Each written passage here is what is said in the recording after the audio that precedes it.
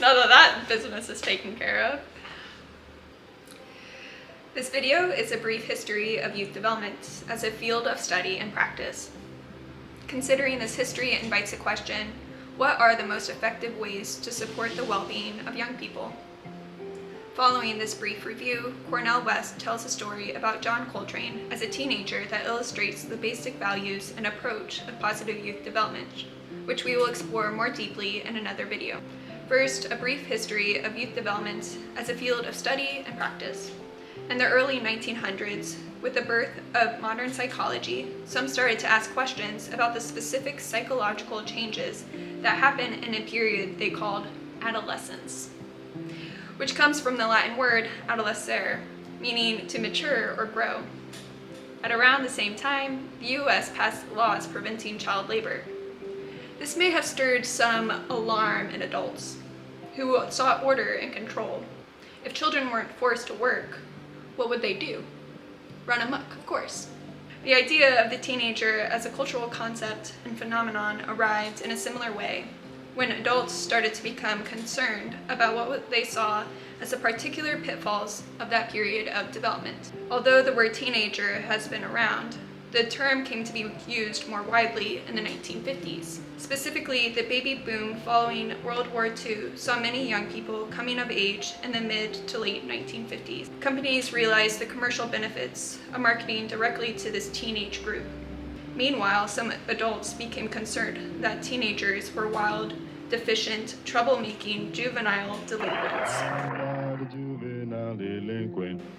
They saw evidence of this menace in the cultural activities of jazz, rhythm and blues, rock and roll, beat poetry, and perhaps most of all, in the young people involved in the civil rights movement trying to change society.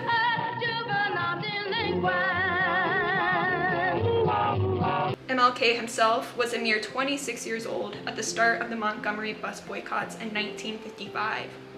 Some adults may have been concerned in good faith.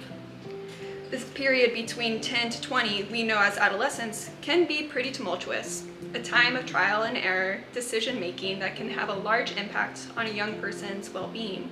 As a result, in the 50s, there was an emphasis on intervention. This is a model of addressing issues as they arise. For example, a young person becomes addicted to drugs, and then people step in to help them make healthier choices. As with all models of support, they can be used in ways that honor the young person's agency and choice, and they can be used in ways that might be more about the adult's need for control.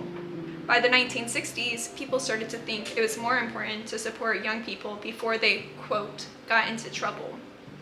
Here, the emphasis turned to preventing issues before they arose. To do so, there was a proliferation of youth programming. Some of these programs are still around today, including Upward Bound, Head Start, and other community action youth programs. Another example was the Black Panther Breakfast program that offered free food alongside youth empowerment activities for thousands of kids across the country. Youth programming and prevention programming, in particular, really took off by the 1980s with programs like DARE. As with other models, youth and prevention programming could be complicated by the intentions and approaches of those running the programs. Were they trying to control young people to get them to comply and conform? Or were these genuine spaces for choice, connection, exploration, collaboration, and contribution? What are the most effective methods of supporting a young person's positive developmental outcomes? These are some of the questions that animated the practitioners and researchers who created the framework of positive youth development. Indeed, Karen Pittman famously said, "Problem-free is not fully prepared.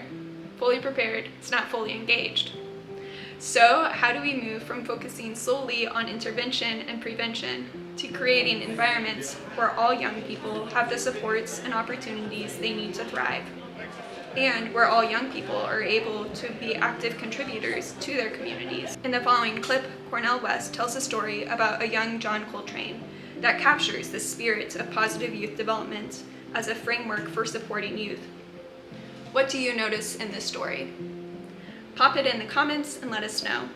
Thinking back on your life and development as a young person, what's one aspect of your early life that helped you grow into your best self? Trained Train used to tell a story that, with Train's grandmother, grandfather, and favorite aunt all died within months when he was in North Carolina. His mother moved to Philadelphia. The only way they could raise money was as a domestic maid in Philadelphia. Train is in the house by himself, blowing his horn, trying to bring back his grandmama and his granddaddy and his favorite aunt. He's a teenager all by himself. So when he gets to Philadelphia in the projects, he's still blowing all the time. And folk in the project say, Negro, you making too much noise, man. We working class people. We got to get some sleep. And so they vote to push the brother and his mama out.